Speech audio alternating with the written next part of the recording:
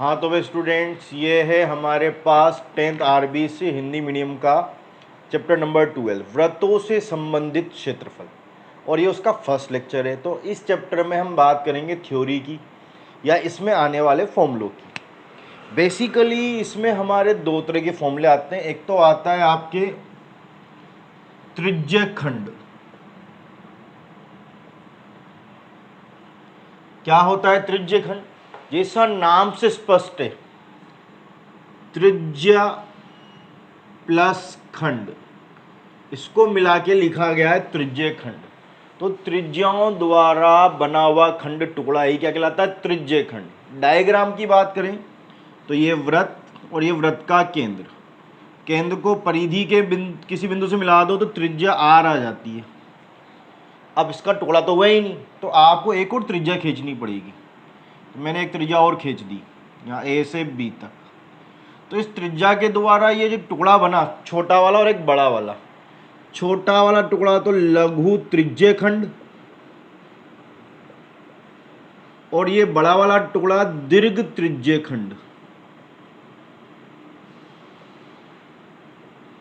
ये होंगे। तो इसे बोला जाता है त्रिज्यखंड। अब त्रिज्यखंड में यहां पे ये कोण भी बनाता है, थीटा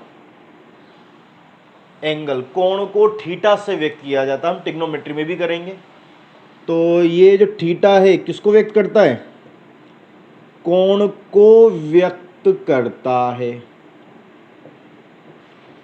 क्या बोलते हैं? जैसा आप सुना होगा ना चीटा, तो च की जगह ठी लगाना है, थीटा, थीटा इसका उच्चारण। तो ये कोण को बताता है, इसके बीच में जो कोण बनेगा। तो ये एक तो त्रिज्यखंड है और एक आपके आएगा वृत्तखंड। ये दो ही चीजें हैं बस। वृत्तखंड में क्या है? वृत्त की जीवा। जीवा किसे कहते हैं? वृत्त की परिधि के दो बिंदुओं को मिलाने वाला रेखाखंड वृत्त की जीवा कहलाता है।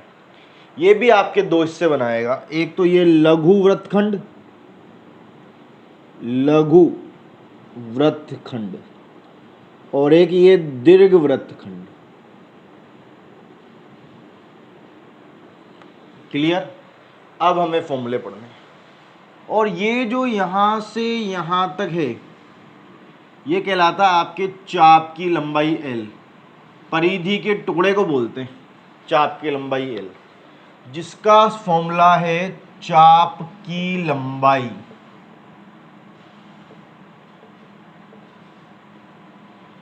L is equal to pi R theta upon 180 degree. तो चाप की लंबाई का सूत्र है L बराबर, तो L किसको बोलते हैं हम? चाप की लंबाई को। ठीक है। एक त्रिज्यखंड का क्षेत्रफल, त्रिज्यखंड का क्षेत्रफल। तो भाई त्रिज्यखंड का क्षेत्रफल क्या होगा वो जानते हैं। तो अगर आपके यहाँ कुछ नहीं लिखा हुआ तो ये लघु के लिए, किसके लिए? लघु। कुछ नहीं लिखा हुआ तो लघु कंपलसरी है। ठीक है। दीर्घ के लिए वो जरूर बोलेगा, लघु के लिए नहीं बोलेगा। अगर उसने क्वेश्चन में कुछ नहीं बोला तो आप कौन सा क्षेत्रफल निकालोगे? ये लघु वाला जो मैं लिखा रहा हूं आपको। तो उसका फॉर्मूला है pi r square theta upon 180 degree, वो 360 डिग्री। तो ऊपर स्क्वायर आ गया और नीचे 2 से मल्टीप्लाई कर दिया। ऐसे इससे एक और डायग्राम बनता है जिससे बोलते हैं हम चतुर्थांश का क्षेत्रफल। वो होता है आपके पाई आर स्क्वायर बाय 4। अब आपके दिमाग में आ रहा होगा चतुर्थांश क्या है, तो मैं आपको बता दूं, ये आपका वृत्त, ये आपका वृत्त चतुर्थांश, नाम से स्पष्ट है चतुर्थांश, 4 अंश। तो उसके 4 अंश कर दो, यानी 4 टुकड़े। चतुर्थ प्लस अंश मिलके बनता है चतुर्थांश। अगर आपने संधि ध्यान से पढ़ी हो तो उसके 4 हिस्से कर दो। तो एक व्यास इधर से खींच दो, एक व्यास इधर से खींच दो। तो ये चारों अगर हिस्से बराबर हैं तो ये कहलाएंगे चतुर्थांश। और ये यहाँ पे 90 डिग्री का कोण बनाते हैं। क्या बनाते हैं? 90। तो देखो ये एक त्रिज्य खंड हुआ आर आर, लेकिन इसका थीटा कितना हो गया 90 डिग्री। और त्रिज्य खंड के क्षेत्रफल के बारे में हमने अभी बात की, पाई आर स्क्वायर थीटा बटा 360, तो वही रखा पाई आर स्क्वायर थीटा बटा 360। तो थीटा कितना आ गया चतुर्थांश में 90। तो चतुर्थांश भी क्या एक त्रिज्य खंड है, ऐसा त्रिज्य खंड जिसका कोण कितना हो 90 डिग्री का हो, उसी को हम चतुर्थांश कहते हैं। सॉल्व करो, 4 बार कट गया तो पाई आर स्क्वायर बाय 4। ऐसे भी आप देखो इस वृत्त के कितने टुकड़े हो गए 1 2 3 4, तो वृत्त के क्षेत्रफल में 4 का भाग दे दो, तो वृत्त का क्षेत्रफल क्या होता है पाई आर स्क्वायर, मैंने 4 का डिवाइड कर दिया तो चतुर्थांश का क्षेत्रफल आ गया। उम्मीद करता हूं आपको इतनी बात समझ में आई होगी।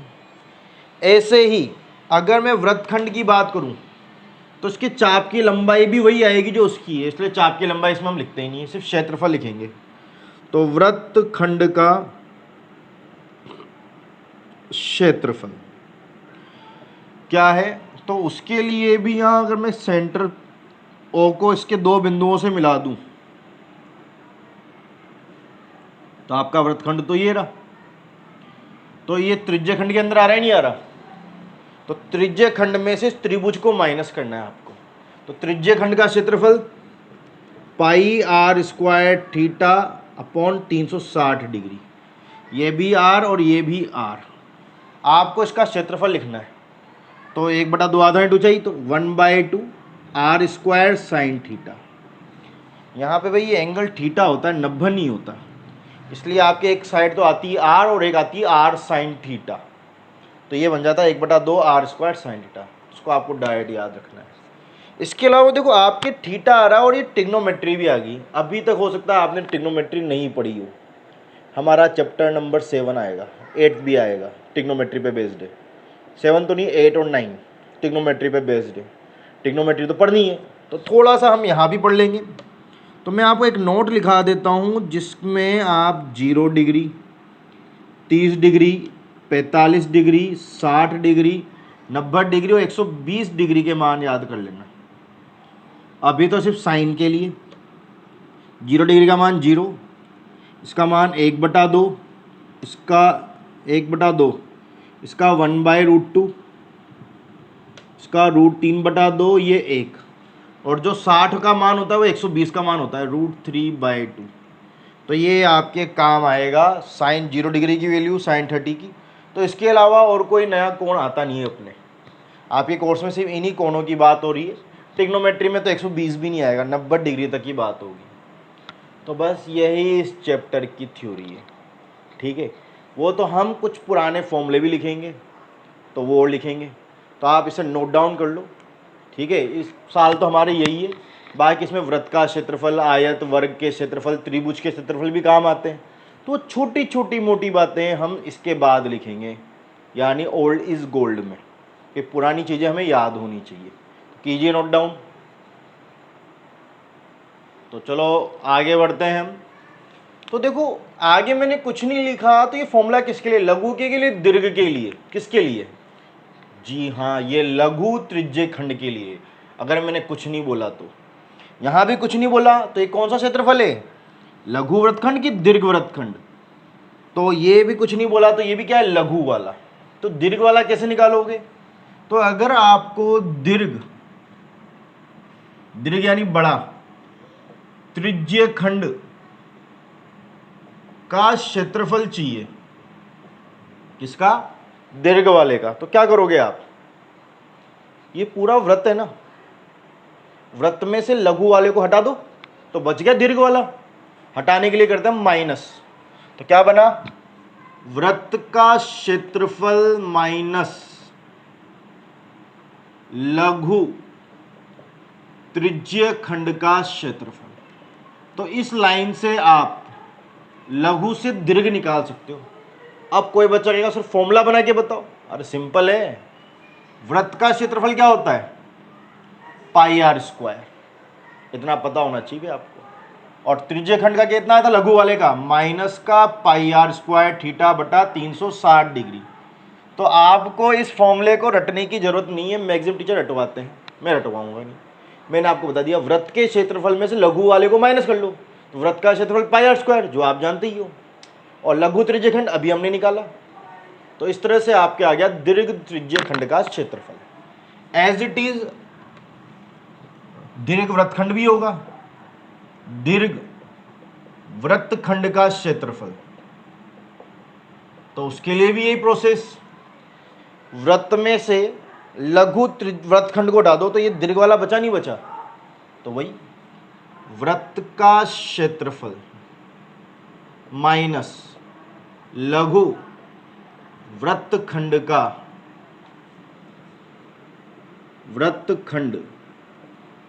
क्षेत्रफल। तो वृत्त का क्षेत्रफल तो कितना होता है, पाई आर स्क्वायर माइनस लघु वृत्तखंड का क्षेत्रफल ये रहा। लेकिन इस फॉर्मूले से पहले क्या चल रहा है, माइनस, और हमारे पास अंदर भी साइन है, तो जब भी कोई मान रखना हो और बाहर माइनस चल रहा हो तो ब्रैकेट जरूर लगाएं, क्योंकि ये मल्टीप्लाई होता है। ठीक है, अगर आपने ऐसी जगह पर ब्रैकेट नहीं लगाया तो आपसे गलती होगी। जब भी माइनस चले, कोई मान रखना हो तो ब्रैकेट में रखें। तो कितना है इसका, pi r square theta upon 360 degree minus का r square by 2 sine theta. तो ये आपको इतने बड़े बड़े फॉर्मूले याद करने की जरूरत नहीं है, देखो हाथों हाथ बन गए। दीर्घ चाहिए तो वृत्त के क्षेत्रफल में से लघु वाले को माइनस कर दो, अपने आप दीर्घ वाला आ जाएगा। तो फॉर्मूला कहाँ याद करने की जरूरत पड़ रही है, भूल भी जाओगे तो आप हाथों हाथ बना सकते हो। ठीक है, तो कैसी लगी ट्रिक, कमेंट कीजिएगा, कीजिए नोट डाउन, वीडियो को पॉज करें और नोट डाउन करें भाई। तो भाई इसके बाद हम चलेंगे कुछ पुरानी यादों में, यानी पुराने फॉर्मूले। क्यों जरूरत पड़ती है पुराने फॉर्मूलों की मैथ्स में, हम आज जानेंगे। मैं आपको एक बढ़िया सी स्टोरी सुनाता हूँ या मैथ्स के बारे में बताता हूँ। मैथ्स MATHS, सभी मैथ्स की स्पेलिंग जानते होंगे। क्या मतलब होता है गणित का, मैथ्स का मतलब क्या है? तो मैथ्स का मतलब है मेरी आत्मा तुम्हें हमेशा सताएगी। क्या मतलब है इसका, मेरी आत्मा तुम्हें हमेशा सताएगी। मतलब मैथ्स तो क्या है, चुड़ैल है या फिर भूत है, क्योंकि क्या कह रहा है ये, मेरी आत्मा तुम्हें हमेशा सताएगी। अब तो होता भी यही है, ज़्यादातर बच्चों को बताओ मैथ्स से डर लगता है नहीं लगता? अगर 100 बच्चे होंगे तो उनमें सिर्फ 10 बच्चों को मैथ्स आती है, 90 तो डरते हैं, क्योंकि इसका नाम ही यही है, मेरी आत्मा तुम्हें हमेशा सताएगी। अब होता क्या है, कैसे सताती है? तो आपने देखा होगा, आप सब पेपर देते हो, जो पेपर में फेल हो गए, बोर्ड में फेल हो गए आपके, तो वो क्या करेंगे, उनको चुड़ैल ने मार दिया तो वो बड़ामू काका बनेंगे, बाउची बनेंगे या फिर ड्राइवर बनेंगे। और जो पेपर में पास हो गए, जिनको इसने परेशान नहीं किया, वो पास हो गए, वो हीरो हीरोइन है। क्या है, हीरो हीरोइन। परेशान ये सबको करती है, लेकिन मरते कौन है, जो रामू काका, बाउची या वो होंगे ड्राइवर, वो फेल हो जाते हैं। फेल होंगे तो वही होंगे, तो ये उनको फेल कर देती है, सिर्फ हीरो हीरोइन बचते हैं। जैसे कि आप लोग, तो ये क्या करती है, हर पिक्चर में सबको परेशान करती है। जो रामू काका जैसे लोग हैं ना, वो तो पहले ही मर जाते हैं। बच्चे कौन, हीरो हीरोइन, जैसे कि आप लोग। फिर आप लोग क्या सोचते हो, यार ये भूत प्रेत, आप किसी बाबा को ढूंढते हो जो हम आपको इसके बारे में बता दें, लाइक डेट मी, बस दाढ़ी वाड़ी नहीं आ रही है ना। तो कोई सी भी हॉरर मूवी उठा के देखो, हर हीरो हीरोइन हर पिक्चर में बाबा को ढूंढता है और पूछता है ये हमें क्यों परेशान कर रही है, और हर बाबा का एक ही जवाब है, क्या है, जरूर इसकी कोई अधूरी इच्छा बाकी रहेगी। आप इसकी अधूरी इच्छा पूरी कर दो तो ये कभी आपको परेशान नहीं करेगी। तो हर पिक्चर, आपने जो हॉरर मूवी देखी हो, 90-20 देखी हो, हॉन्टेड देखी हो, राज देखी हो, कोई ऐसी मूवी देखी हो, हर पिक्चर में जब पता चलता है इसकी कोई पुरानी स्टोरी है, तो वहाँ से बैक में जाती है पिक्चर और उसके बारे में बताती है इसकी अधूरी इच्छा क्या थी। तो मैं बताता हूँ आपको इस मैथ्स की अधूरी इच्छा क्या है। आपने 8 क्लास पास की, आप 9th में आ गए, 9th पास की, 10th में आ गए, ठीक है। आपका 8th का कोई क्वेश्चन 9th क्लास में नहीं आया, 9th का कोई क्वेश्चन 10th में नहीं आएगा और 10th का कोई क्वेश्चन 11th में नहीं आएगा। लेकिन आप देखना, 8th के फॉर्मूले 9th में काम आए नहीं है, 9th के 10th में काम आएंगे, 6th के भी काम आते हैं। आपने देखा होगा तो मैथ्स क्या चाहती है, आप सवाल भले ही भूल जाओ, बस क्या मत भूलो, सूत्र मत भूलो। क्या मत भूलो, सूत्र। क्योंकि सूत्रों के लिए कहा जाता है इन्हें क्वेश्चन में लगा डाला तो क्वेश्चन की लाइफ झिंगा लाला, अदरवाइज आपकी लाइफ झिंगा लाला। तो आपको मेरी ये हॉरर स्टोरी समझ में आई होगी गणित की। इसलिए जिन बच्चों को पुराने सूत्र याद नहीं है, 8, 9, 10th क्लास के, 6th क्लास के, वो क्या है भाई, इस साल वाले तो लगा देंगे, लेकिन जैसे पुराने सूत्र लगेंगे वो वहीं पे उनको लगेगा यार क्या है पता नहीं मैथ्स इतनी हार्ड क्यों लग रही है। क्योंकि टीचर तो क्या सोचता है, ये तो आपको आता है, आपको बताता ही नहीं है। तो जो बच्चे कमज़ोर होते हैं उनकी मैथ्स कमज़ोर रहती है, जो इंटेलिजेंट होते हैं उनकी इंटेलिजेंट रहती है। लेकिन मुझे तो सबको लेके चलना है, मैं सबका साथ और सबका विकास चाहता हूँ। इसलिए मैं आपको ये पुराने फॉर्मूले बता रहा हूँ। इसलिए क्या लिखा मैंने, पुरानी यादें, ये सब आप छोटी क्लासों में पढ़ के आ चुके हो। तो हम स्टार्टिंग करते हैं। जैसे चैप्टर का नाम क्या है, व्रतों से संबंधित क्षेत्रफल, जो व्रत से संबंधित है। तो सबसे पहले अपन व्रत की बात कर लेते हैं। व्रत, व्रत में दो चीजें होती है, एक तो व्रत की परिधि, जिसे आप परिमाप भी बोल सकते हैं। परिधि और परिमाप एक ही है भाई यहाँ पे, ठीक है। ऐसे तो सिर्फ परिधि बोलते हैं गोल चीजों के लिए, लेकिन कभी कभी किसी क्वेश्चन में परिमाप भी बोल दिया जाता है ना। मेन तो आपके परिधि है। तो व्रत की परिधि क्या होती है, 2πr, और व्रत का क्षेत्रफल, इसका क्षेत्रफल क्या होता है, πr²। ये तो व्रत की बात होगी। अब इसको आधा कर दो। तो व्रत का डायग्राम आप जानते हो, एक गोल राउंड होता है और ऐसे इसकी त्रिज्या होती है, तो केंद्र से परिधि को मिलाने से मिलती है। ऐसे ही इसका एक होता है अर्धव्रत।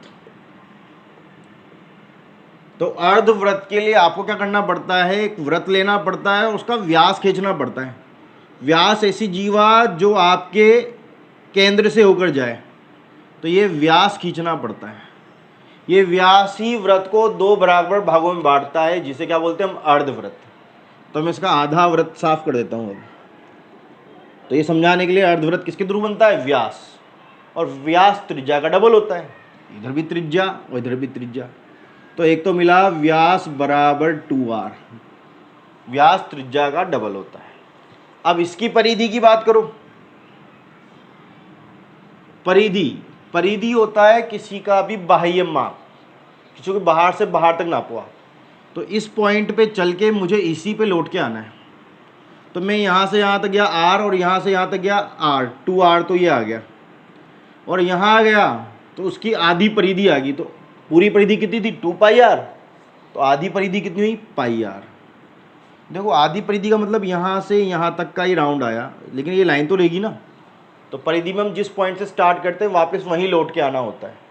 तो अगर मैंने यहाँ से स्टार्ट किया तो वापस आना पड़ेगा मेरे को, तो उसके लिए मुझे इस व्यास पे चलना पड़ेगा। और व्यास किसके बराबर होता है, 2r।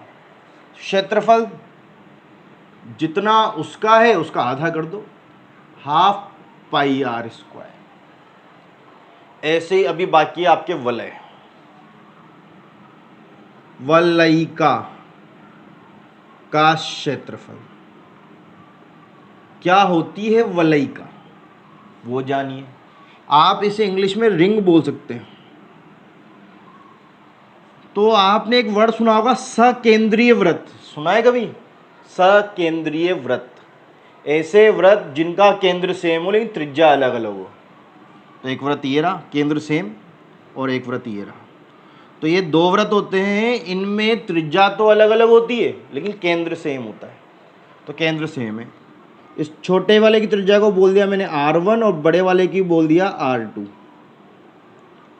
तो ये जो बाहर का एरिया है ना, इस बाहर वाले एरिया को बोलते हैं हम सकेंद्रीय व्रत, दो व्रतों के बीच का क्षेत्रफल, जिसे आप क्या बोलते हैं, वलयिका। याद है ना, शनि ग्रह के चारों ओर वलयिका घूम रही है, वही है ये वलयिका। तो वलयिका का क्षेत्रफल, एरिया ऑफ रिंग, ठीक है। तो क्या करना पड़ेगा इसके लिए, मुझे बड़े व्रत में से छोटा व्रत खाली है, तो बड़े में से छोटे को घटा दो। तो बड़े व्रत का क्षेत्रफल, व्रत का क्षेत्रफल क्या है, πr²। बड़ा है तो बड़ी त्रिज्या ले लो r2, माइनस छोटे व्रत का क्षेत्रफल वो भी πr²। छोटा है तो छोटी त्रिज्या लो r1, ये आया। तो देखो पाई कॉमन आ रहा है आपके, तो ये ब्रैकेट में R2 का स्क्वायर माइनस R1 का स्क्वायर।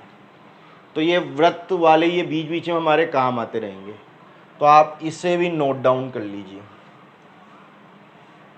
तो कीजिए भाई नोट डाउन। ये वृत्त के बारे में मैंने आपको बताया, जो आपके 6th क्लास 5th क्लास से स्टार्ट हो जाते हैं। तो अगर आपने 5th 6th पास किए तो ये सब याद होने चाहिए थे भाई अपने को। ये याद नहीं होते, इसलिए हमारी मैथ्स वीक हो जाती है, क्योंकि 10th में कोई टीचर बताता नहीं है, ये सोच के आता है कि आप पढ़ के आए हो। अरे भाई पढ़ के बच्चे को आज का याद, आज जो याद करता है 4 दिन बाद उसको याद नहीं निकलता, जो आज याद किया 4 दिन में तो भूल जाता है। तो 4 साल पुरानी चीज़ें कहाँ से याद रखेगा बच्चा। इसलिए आपको ये मैं लिखवा रहा हूँ, और ये वीडियो बनाने का पर्पज़ यही है कि आप इस थ्योरी के वीडियो को डाउनलोड कर लें और बार बार इनको देखते रहें जब तक ये आपको अच्छी तरह लर्न ना हो जाए। कीजिए। तो भाई आगे चलते हैं, अपन आगे चलते हैं और बात करते हैं आयत और वर्ग की। नाम तो आपने सुने होंगे, ठीक है, बहुत छोटी क्लासों से 4th 5th क्लास से स्टार्ट हो जाते हैं आयत और वर्ग। आयत ऐसा चतुर्भुज जिसकी आमने सामने की भुजाएं बराबर होती है, सिंगल डैश सिंगल के बराबर, डबल डैश डबल के बराबर, और चारों कोण 90 डिग्री के होते हैं, समकोण पर होते हैं। तो चारों कोण 90 डिग्री के होते हैं, ये भी 90 डिग्री और ये भी 90 डिग्री। ये होता है आपके आयत। तो इसकी परिधि और क्षेत्रफल। अब परिधि की जगह इसमें यूज होता है परिमाप। अगर कहीं पे परिधि यूज हो जाए तो चकराए नहीं, परिधि परिमाप एक ही चीज है। अगर चीज गोल होती है तो गोल चीजों के लिए तो आता है परिधि, और चौकोर चीजों के लिए आता है परिमाप, लेकिन दोनों का मतलब एक ही होता है, बाह्य माप। देखो कैसे, परिधि, परि प्लस धी, परि यानी बाह्य और धी यानी माप। किसी को बाहर से मापना ही परिधि कहलाता है। परिमाप, परि प्लस माप, किसी को बाहर से नापना ही क्या कहलाता है, परिमाप कहलाता है। दोनों एक ही चीज है, तो घबराए नहीं। तो इसमें आमने सामने की भुजाएं बराबर होती है, तो ये लंबाई, तो ये भी सामने लंबाई आएगा, क्योंकि बराबर होगी। एक होती है इसकी चौड़ाई b, तो ये b, तो इसके सामने भी क्या आएगा, b। तो आपको परिमाप निकालना है। तो मैंने आपको बताया इसको बाहर से नापो, तो जिस पॉइंट से आप चल रहे हो उसी पे लौट के आना है। तो मैं यहाँ से चला l plus B plus L plus B, L plus B plus L plus B, L आ गया, फिर बी आ गया, फिर वापस एल आ गया, और वापस बी आ गया, और मैं जहाँ पे खड़ा था वापस वहीं पे आ गया। तो उसमें देखो एल कितनी बार आ रहा है, 2 बार, और बी भी कितनी बार आ रहा है, 2 बार, 2l प्लस 2b। आप 2 कॉमन ले लो, l प्लस बी, तो 2 इंटू लंबाई प्लस चौड़ाई, ये इसका फॉर्मूला हो गया। तो अगर आप फॉर्मूले भूल भी जाते हो परिमाप परिमाप, तो हाथों हाथ बना सकते हो। बस ये बेसिक याद होना चाहिए, परिधि और परिमाप किसे बोलते हैं। तो किसी भी डायग्राम को बाहर बाहर नापना ही क्या कहलाता है, परिमाप और परिधि कहलाता है। दोनों एक ही चीज़ है, गोल चीज़ों के लिए परिधि और चौकोर चीज़ों के लिए परिमाप। अब बात करते हैं क्षेत्रफल की। तो क्षेत्रफल के लिए आप लंबाई को चौड़ाई से मल्टीप्लाई कर दो, लंबाई इंटू चौड़ाई। अब बात आती है वर्ग की। वर्ग भी आयत का ही बेटा है, बस इसमें चारों भुजाएं बराबर हो जाती है, चारों की चारों इक्वल होती है, और इसमें भी हर एक कोण वही 90 डिग्री का। बाकी सब सेम फीचर होते हैं। इसमें आमने सामने की भुजाएं बराबर थी, इसमें चारों भुजाएं बराबर है। तो इसकी भुजा को हम मान लेते हैं ए, ये भी ए, ये भी ए, ये भी ए और ये भी ए। तो एक तो इसका परिमाप, परि प्लस माप, तो बाहर से नापो। मैंने यहाँ से यहाँ तक नापा a, वापस नापा a, तो a और a 2a, वापस आ गया a 3a, और वापस आ गया a 4a, 4 बार आ गया। तो फॉर्मूला 4 इंटू ए, 4 इंटू भुजा, a क्या है इसकी, भुजा है। ऐसे क्षेत्रफल चाहिए तो ये भी आयती, तो इसकी लंबाई भी a है और चौड़ाई भी a है, तो a इंटू ए स्क्वायर। तो इस तरह से आयत और वर्ग के फॉर्मूले आए हैं, जो आपको लर्न होने चाहिए, याद होने चाहिए। कीजिए नोट डाउन। तो भाई वृत्त हो गया, आयत हो गया, वर्ग हो गया, और एक बहुत ज्यादा काम आता है त्रिभुज। त्रिभुज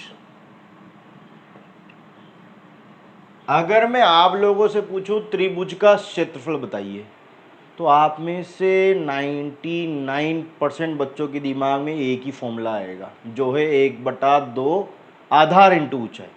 त्रिभुज का क्षेत्रफल आते ही यही, क्योंकि टीचर ही बार बार एक ही फॉर्मूला बताता है, लेकिन एक नहीं है, त्रिभुज के अलग अलग फॉर्मूले होते हैं और अलग अलग कंडीशन में लगते हैं। तो अब हम जानते हैं कब कौन सा फॉर्मूला लगता है। पहला फॉर्मूला, ऐसा त्रिभुज जिसकी तीनों भुजाएं अलग अलग हो। तो जिसकी तीनों भुजाएं अलग अलग होती है उसे बोलते हैं विषम बाहु त्रिभुज। तो विषम बाहु त्रिभुज का क्षेत्रफल, जिसे आप हीरोन्स सूत्र से भी जानते हैं, हीरोन्स सूत्र, हीरोन्स फॉर्मूला। एक आएगी इसकी परिधि। अगर मैं परिधि की बात करूं तो क्या मतलब बताया था मैंने, इसको बाहर बाहर से नापना। तो यहाँ आ गया तो a, फिर ये b जोड़ दूंगा तो a प्लस बी, और इसमें c जोड़ दूंगा तो a प्लस बी प्लस सी। तो इसकी परिधि तो होती है a प्लस बी प्लस सी। तो इस त्रिभुज का जो क्षेत्रफल है विषम बाहु त्रिभुज, उसको निकाला जाता है हीरोन्स सूत्र से। तो यही हीरोन्स फॉर्मूला भी है।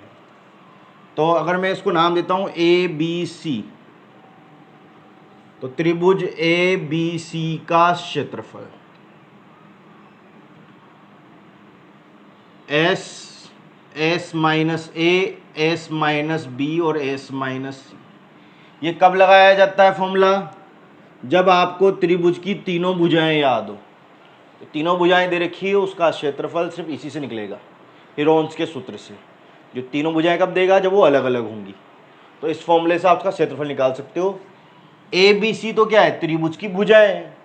तो भाई एस क्या है, जहां एस, तो एस है आपके अर्ध परिमाप। अर्ध परिमाप नाम से क्लियर, इसकी जगह भी आप परिमाप लिख लें क्योंकि गोल चीज नहीं है। तो अर्ध परिमाप, संधि विच्छेद, आधा परिमाप। तो परिमाप का आधा कर दो। तो परिमाप क्या था इसका, a plus B plus C by 2। तो पहले आपको अर्ध परिमाप निकालना पड़ेगा, उसके बाद आप ये सूत्र लगाओगे, तब जाके त्रिभुज का क्षेत्रफल आएगा। तो ये तो फर्स्ट टाइप का। सेकंड, समबाहु त्रिभुज का क्षेत्रफल।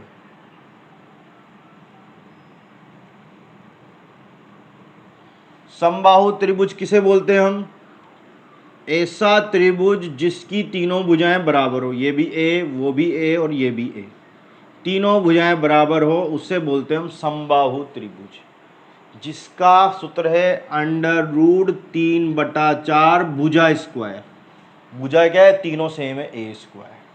अगर समबाहु त्रिभुज आ गया तो आप 1/2 आधार इंटू ऊंचाई ना लगाएं, उसके लिए सूत्र लगता है √3/4 भुजा स्क्वायर। पर्टिकुलर ये है नहीं हमारे, लेकिन इस चैप्टर में भी काम आएगा, और एक वृत्त वाला पढ़ाऊंगा मैं आपको, प्रमेय वाला, उसमें भी काम आएगा, है ना। तो ये बीच बीच में काम आते हैं। ये याद नहीं होते तो अपने को कुछ एक क्वेश्चन हार्ड लगते हैं। अगर ये सब याद होंगे तो आपको कुछ भी हार्ड नहीं लगेगा। और मैं तो इस हिसाब से पढ़ा रहा हूँ कि कॉम्पिटिटिव एग्जाम में अब कौन सा दे दे आपको, तो आप समझ के सही तरीके से लगाएं। तीनों भुजाएं दे रखी है तो हीरोन्स के सूत्र से कर लें। अगर आपको समबाहु दे रखा है, यानी भुजा सेम है सबकी, तो इसका डायरेक्ट अलग से होगा। ऐसे ही एक आएगा समकोण त्रिभुज का क्षेत्रफल।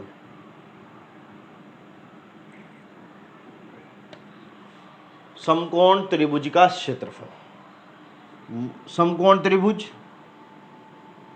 जिसमें एक एंगल 90 डिग्री का होता है। तो ये आपका आधार, ये आपकी ऊंचाई। आप इसे ऊंचाई भी बोल सकते हो, लंब भी बोल सकते हो, एक ही बात है। तो इसका फॉर्मूला होता है 1/2 आधार इंटू ऊंचाई। तो जो आप एक ही फॉर्मूला लगाते हो ना, वो सिर्फ समकोण त्रिभुज का, समकोण त्रिभुज का, सब जगह नहीं लगता है वो, समकोण त्रिभुज में। या फिर उस त्रिभुज में लगेगा जिसका लंब आपको याद हो, ये लंब, हाइट याद हो और आधार याद हो ये पूरा, तो भी 1/2 आधार इंटू ऊंचाई से पूरा निकल जाएगा। लेकिन उसके लिए ऊंचाई याद होनी चाहिए, और ऊंचाई के लिए हमेशा क्या डालते हैं हम, लंब डालते हैं। तो इसलिए लिखा है साइड में मैंने लंब। अगर मुझे किसी डायग्राम में, जैसे प्रमेय में करेंगे, कोई डायग्राम बनाएंगे और मुझे ऊंचाई चाहिए, तो ऊंचाई के लिए हम ऊपर वाले पॉइंट से नीचे वाली रेखा पर एक लंब डाल देते हैं। तो ये लंब ही हमारी ऊंचाई को बताता है। तो मैंने इस डायग्राम से बताने की कोशिश की, लंब ही ऊंचाई है। तो कभी किसी डायग्राम में मैं ऊंचाई निकालूंगा, जैसे ट्रिग्नोमेट्री के अनुप्रयोग चैप्टर नंबर 10, वहाँ बार बार ऊंचाई काम आएगी, तो मैं क्या करूँगा, ऊपर वाले पॉइंट से सीधे लंब डाल दूंगा। तो लंबवत ऊंचाई, लंबवत जो हाइट होती है वही ऊंचाई कहलाएगी, लंब को ही हम ऊंचाई बोलते हैं। तो अगर किसी त्रिभुज की ऊंचाई याद हो तो उसमें भी ये लग जाएगा, चाहे फिर वो समकोण त्रिभुज हो या ना हो। समकोण में तो लगेगा ही, कोई लंबा आ गया, ऊंचाई आ गई। अगर इसके अलावा किसी और त्रिभुज में उसकी ऊंचाई यानी लंब दे रखा है, तब भी आप इस सूत्र को लगा सकते हो। तो कितने फॉर्मूले बता दिए मैंने, 3। एक और, चौथा, त्रिभुज या फिर डायरेक्ट लिखता हूं, ट्राइंगल ABC का क्षेत्रफल। अब ये कब, जब आपको त्रिभुज की भुजाओं के निर्देशांक याद हो, x1 y1, b x2 y2 और ये c x3 y3। भाई निर्देशांकों की बात आप कर चुके हो क्लास 9 चैप्टर नंबर 3। अगर आपने नहीं पढ़ा होगा तो अब याद रखना, हमारे ये सूत्र भी आएगा चैप्टर नंबर 7 में, वो भी निर्देशांक ज्यामिति है, और क्लास 9 में भी था चैप्टर नंबर 3 बहुपद के बाद वाला। ठीक है, तो अगर आपके वैदिक गणित होगी तो बहुपद के बाद चौथा आ जाएगा, और जिन्होंने NCERT पढ़ी है उनके तीसरा चैप्टर था 9th क्लास में। तो इसका formula 1/2 x y minus Y plus x y minus Y plus x y minus Y. काट मत देना y से y, अभी गिनती भरेंगे। दिवाली पे चक्री चलाइए, वही चक्री चलाएंगे, 1 2 3, 1 के बाद 2, 2 के बाद 3 और 3 के बाद वापस से 1। पहले तो x की गिनती लिख दो, x1 x2 और x3। अब मैं अंदर की गिनती भरूंगा, तो 1 के बाद 2 और इधर 3, 2 के बाद 3 और ये 1, और 3 के बाद 1 और ये 2। और ये सारे मान कहाँ से मिलेंगे आपको, त्रिभुज के शीर्षों से, उनके निर्देशांकों से। तो 4 तरह के त्रिभुज के क्षेत्रफल है 10th क्लास तक। तो ये त्रिभुज का क्षेत्रफल आती है, चारों आनी चाहिए। अगर तीनों भुजाएं दे रखी है तो मैं हेरोंस के सूत्र से निकालूंगा। समबाहु त्रिभुज दे रखा है तो √3/4 भुजा स्क्वायर से निकालूंगा। समकोण त्रिभुज जिसमें मुझे लंब याद हो यानी ऊंचाई, उसके लिए 1/2 आधार इंटू ऊंचाई। और निर्देशांक याद हो तो इस सूत्र से किया जाएगा, जो हमारे चैप्टर नंबर 7 में भी आएगा। तो कीजिए। इसके बाद अभी हम और छोटी मोटी बातें की बात करेंगे इसमें। तो भाई अब हम थोड़ी सी और बातें कर लेते हैं। एक बात तो करते हैं हम घड़ी की। घड़ी तो आप सबने पहनी होगी और दीवार पर टकी भी देखी होगी। अगर मैं डिजिटल की बात नहीं करूं, नॉर्मल घड़ी की बात करूं, तो उसमें 3 सुइयां होती हैं, घंटे की, मिनट की और सेकंड की। तो आपने देखा होगा अक्सर उनके क्वेश्चन आते थे, उनसे कोण ज्ञात करना होता है, और कोण तो हमें यहाँ पे भी चाहिए। तो घंटे की सुई द्वारा, घंटे की सुई द्वारा 1 घंटे में बनाया गया कोण, कोण कितना होगा?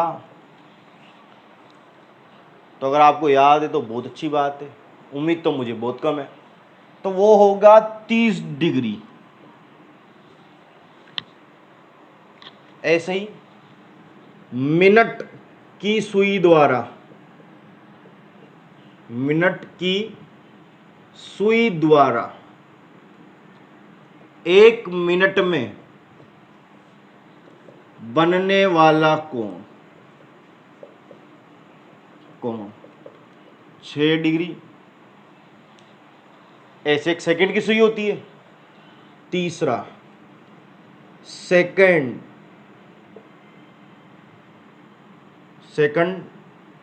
की सुई द्वारा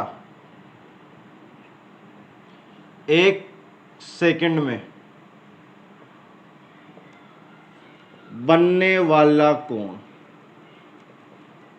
वो भी आपकी 6 डिग्री होता है। अक्सर बच्चे याद करते हैं और भूल जाते हैं।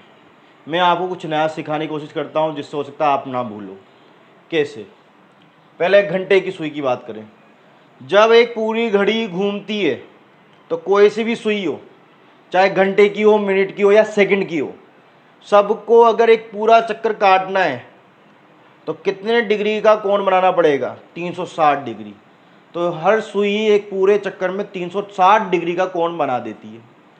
तो 360, ठीक है। अब घंटे की सुई है, अगर ये घंटे की सुई है, कोण तो सब फिक्स हो गया 360, कोई ऐसी भी सुई हो। ये घंटे की सुई है तो एक चक्कर कवर करने में कितने घंटे लेगी?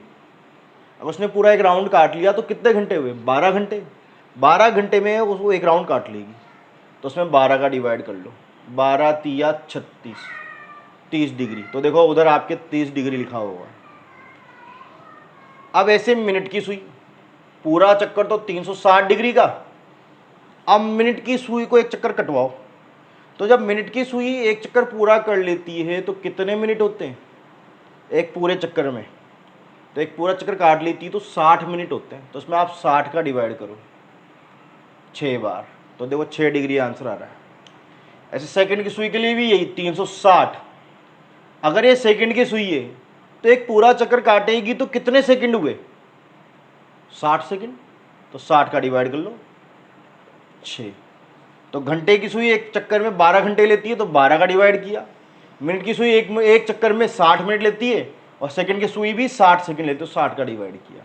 तो कुल एंगल में, कुल कोण में मैंने इनका डिवाइड कर दिया एक चक्कर में जितना टाइम होता है। तो हमारे पास ये कोण आ गए 1 घंटे 1 मिनट और 1 सेकंड। तो बताओ आई नहीं आई बात समझ में? ऐसे ही एक नोट, एक क्वेश्चन आएगा पहिए वाला, इंपॉर्टेंट। पहिए द्वारा एक चक्कर में तय की गई दूरी,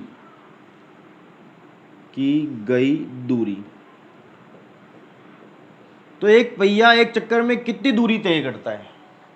उसकी परिधि के बराबर 2 पाई आर। कैसे? मैंने एक पहिया बनाया, ये पॉइंट ए है और ये घूम के वापस इस पॉइंट ए पर ही आ जाना चाहिए।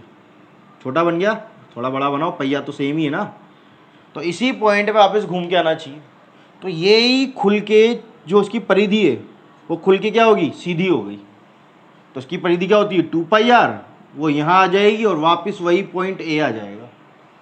तो कोई भी पहिया एक चक्कर में जो दूरी तय करता है वो उसकी परिधि के बराबर होती है, जो क्या होती है? 2 पाई आर। उम्मीद करता हूँ आपको इतनी बात समझ में आई होगी। ऐसे ही एक आपके काम आएगा नोट, अर्धवृत्त में बनने वाला कोण समकोण होता है भाई।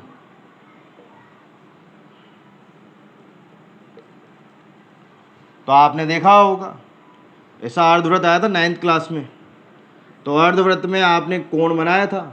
तो अर्धवृत्त में कोण कहीं भी बनाओ कितने डिग्री का होता है? 90 डिग्री का होता है। ये प्रमेय आई थी 9th क्लास में, अगर आपको पढ़ाई गई हो तो। और एक नोट आप जानते ही होंगे, समबाहु त्रिभुज का प्रत्येक कोण 60 डिग्री का होता है। तो अगर हमें कभी त्रिज्यखंड और वृत्तखंड मांगा समबाहु त्रिभुज का, तो आप ये उम्मीद मत करना कि वो आपको कोण देगा। वो आपको याद होना चाहिए समबाहु त्रिभुज में कोण कितने डिग्री का होता है? 60 डिग्री का। तो ये सब बातें हमें याद होनी चाहिए थी इस चैप्टर को करने से पहले। तो मैंने सारी लिखा दी। आप भी इस थ्योरी को बार बार देखें और इन्हें याद करें, और तब तक देखें जब तक ये याद नहीं हो जाती। और अगर आपको मेरी वीडियोस पसंद आती है तो लाइक शेयर सब्सक्राइब करें, अपने ग्रुप में से शेयर भी करें ताकि और भी बच्चे इन्हें देख पाएँ और मेरी चीज़ों को जान पाएँ। तो धन्यवाद, आज के लिए इतना ही, मिलते हैं नेक्स्ट वीडियो में।